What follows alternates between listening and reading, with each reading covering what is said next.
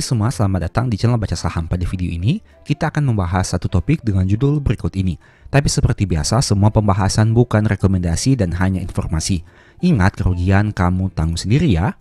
Nah, pada video kali ini, saya tertarik membahas beberapa saham yang menghasilkan laba yang besar dengan dividen yield yang cukup menarik. Nah, saham-saham ini memiliki harga saham di bawah Rp1.000. Kira-kira apa sajakah nama sahamnya? Dan tapi seperti biasa, semua saham yang disebutkan bukan rekomendasi dan hanya sebagai informasi saja. Untung rugi, kamu yang tanggung sendiri. Sekarang mari kita langsung masuk saja ke dalam nama-nama sahamnya. Saham pertama adalah MPMX dengan harga Rp965. Harga sahamnya selama tahun 2025 masih turun 2,03%. Nah, untuk informasi dividen, bisa kamu lihat di sini, setidaknya sejak tahun 2020 hingga tahun 2025, mereka konsisten membagikan dividen. Dividen terakhir dibagikan di tahun 2025 sebanyak 120 per lembar saham. Mari coba kita hitung. 120 kita bagi dengan harga saham saat video ini dibuat di angka 965, maka akan diperoleh dividen yield sekitar 12,43%. Sebagai informasi, untuk dividen per share-nya mengalami kenaikan dibandingkan tahun 2024. Kita lihat untuk labanya di Q1 tahun 2025 untuk memperkirakan dividen di tahun 2026 nanti.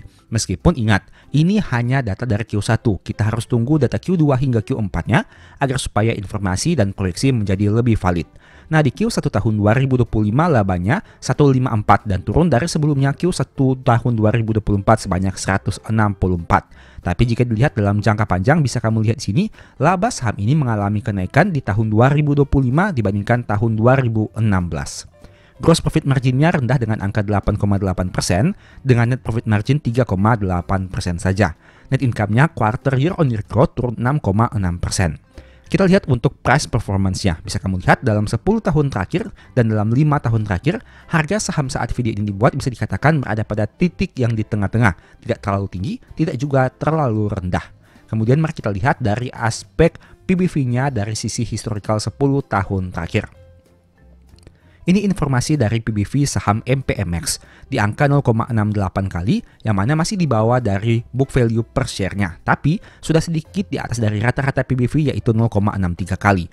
Dulunya PBV sempat menyentuh angka 1 kali, tapi sempat juga di bawah angka 0,44 kali, bahkan menyentuh angka 0,26 kali. Current book value per share atau modal per lembarnya di angka 1424 dan kini di angka 965.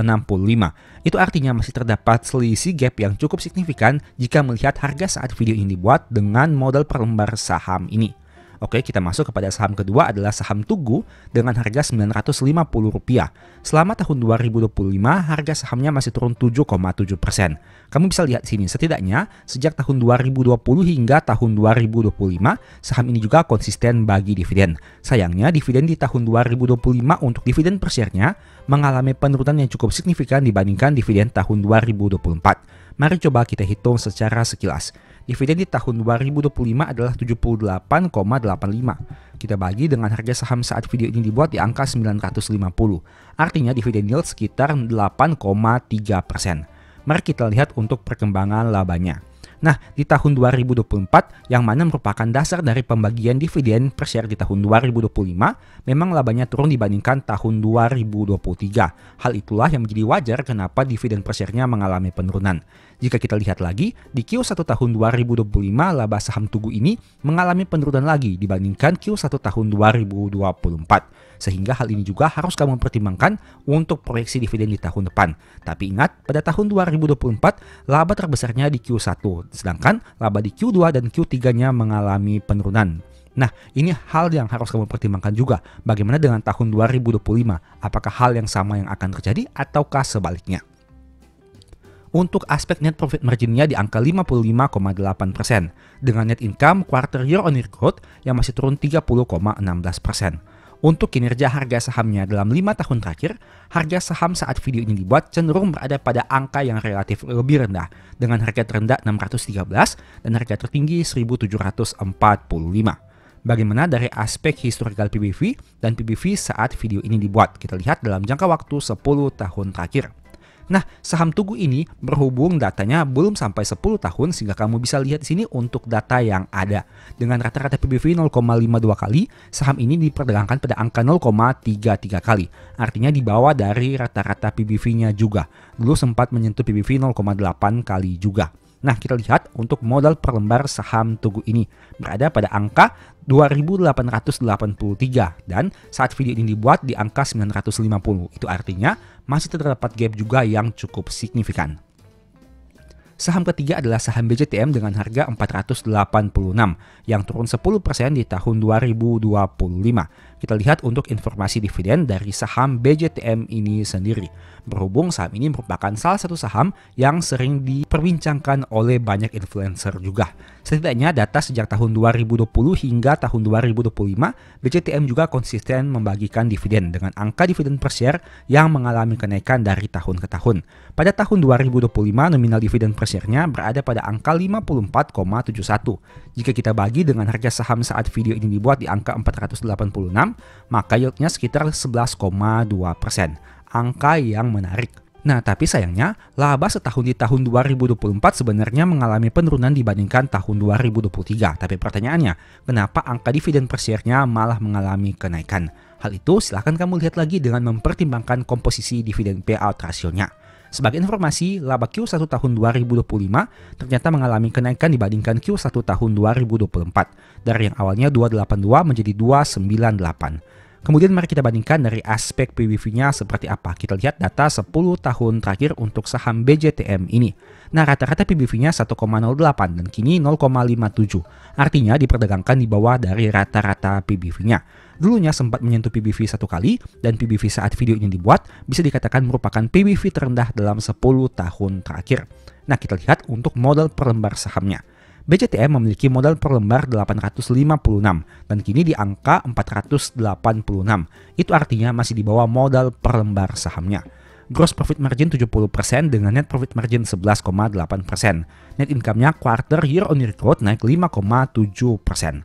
Jika kita melihat price performance-nya, kamu akan menemukan informasi bahwa dalam 5 dan 10 tahun terakhir, harga saham saat video ini dibuat berada pada range yang cukup rendah. Dengan harga terendah 10 tahun adalah 349 dan harga tertinggi 970. Saham berikutnya adalah BJBR dengan harga Rp805. Harganya masih turun 11,5% di tahun 2025. Kita lihat untuk kinerja dividen dari tahun ke tahun. Setidaknya sejak tahun 2020 hingga tahun 2025, mereka konsisten bagi dividen juga. Meskipun angka dividen per share di tahun 2025 mengalami penurunan dibandingkan tahun 2024. Mari coba kita hitung lagi di sini. Angka dividen per share-nya di angka 85,25. Kita bagi dengan harga sahamnya 805. Dividen yield sekitar 10,5% berdasarkan harga saham saat video ini dibuat. Nah, kita lihat di sini. Untuk laba di tahun 2024 memang mengalami penurunan dibandingkan tahun 2023. Menariknya, laba di Q1 tahun 2025 ternyata mengalami kenaikan dari 364 menjadi 398. Hal itulah yang menyebabkan adanya potensi jika hal ini bisa terus dipertahankan sampai akhir tahun, dividen per share di tahun 2026 mungkin saja mengalami kenaikan. Gross profit marginnya 42% dengan net profit margin 9,3%. Net income-nya quarter year on year growth naik 9,3%. Dan harga saham saat video ini dibuat masih berada pada range yang cukup rendah dengan harga terendah 563 dalam 10 tahun terakhir. Untuk book value-nya atau modal per lembar di angka 1.598 dan angka saat video ini dibuat dengan harga saham 805 jauh lebih rendah.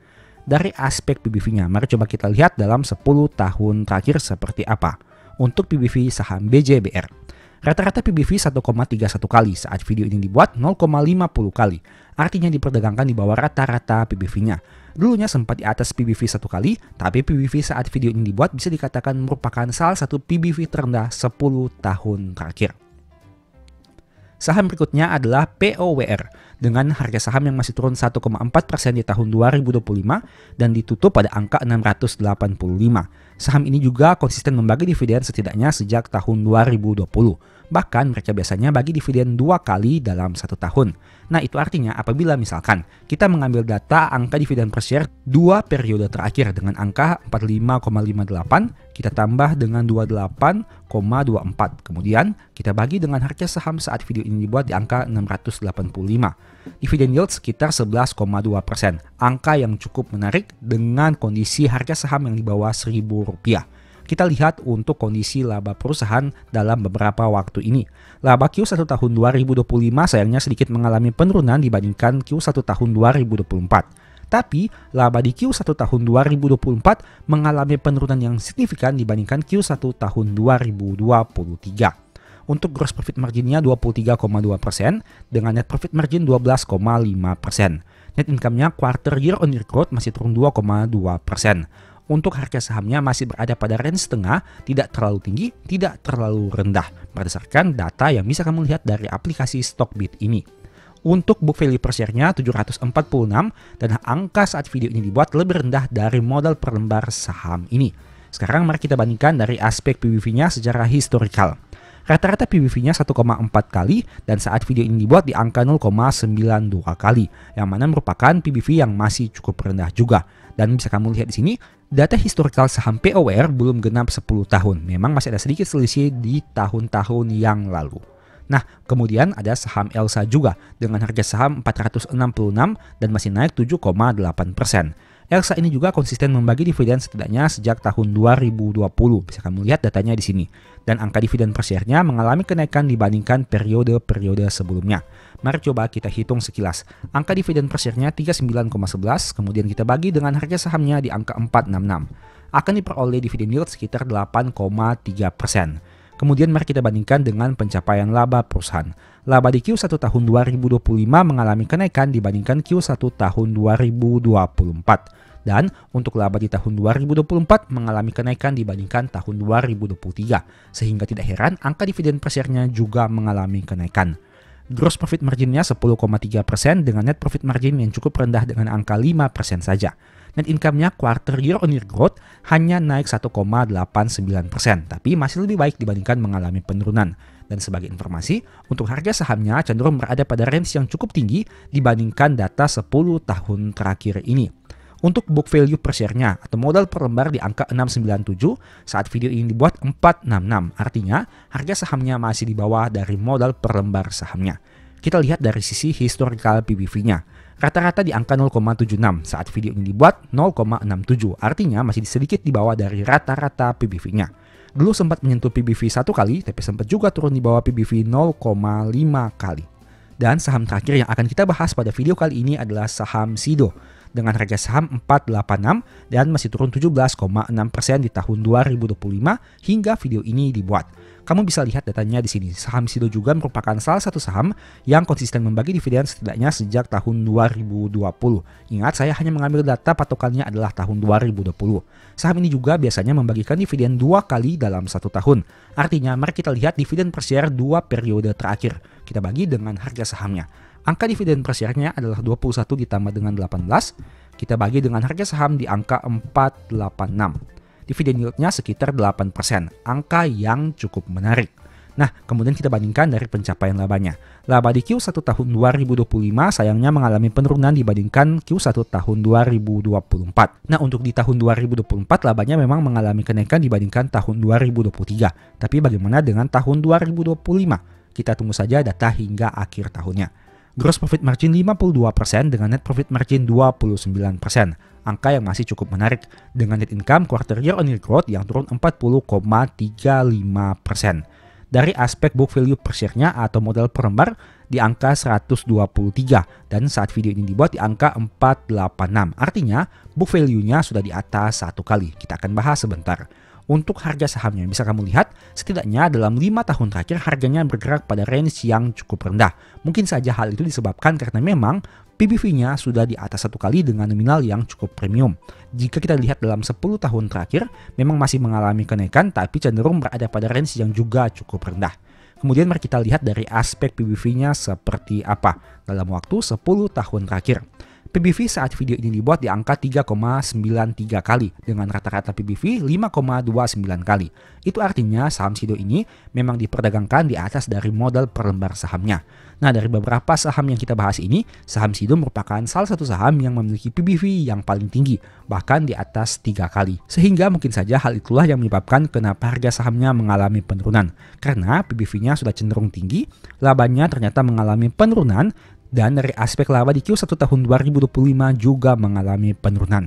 Nah, menurut kamu bagaimana? Apakah dari saham-saham yang kita bahas, entah itu MPMX, saham Tugu, BJTM, BJBR, POWR, Elsa, dan terakhir Sido, adakah yang menarik untuk dianalisa lebih lanjut?